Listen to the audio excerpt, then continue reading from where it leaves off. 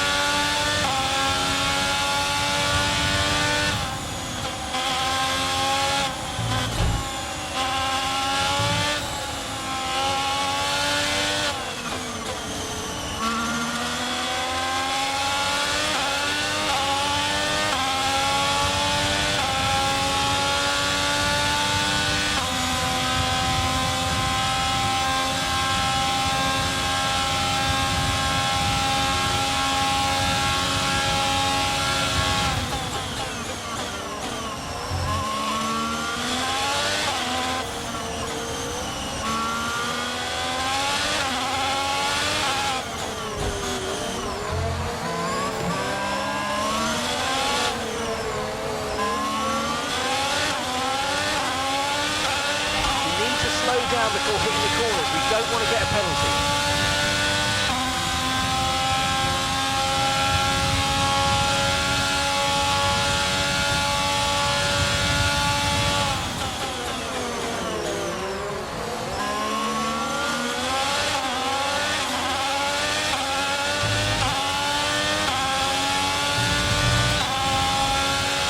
Okay, this is your final lap of the race.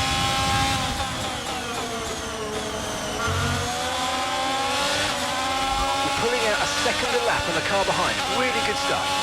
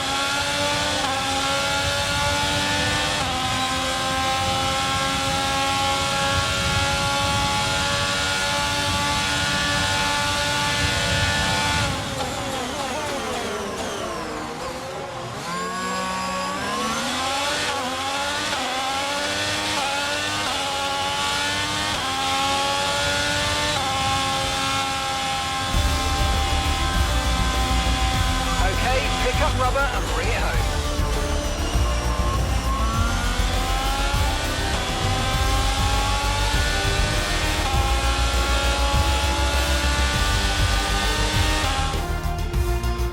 So Mercedes have won it, and what a great race it was. And talk to me, what do you think it was that sealed the win for them? I think a large part of the result comes down to temperament. They were able to keep their heads when everyone around them was losing theirs, and that's allowed them to get the best out of the car, to maximise the strategy, and to stay out of trouble.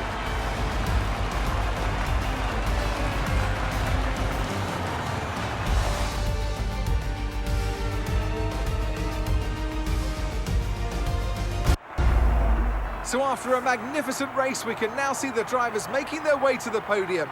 Once again, it's the Silver Arrows who take the top spot, a well-earned victory for Mercedes.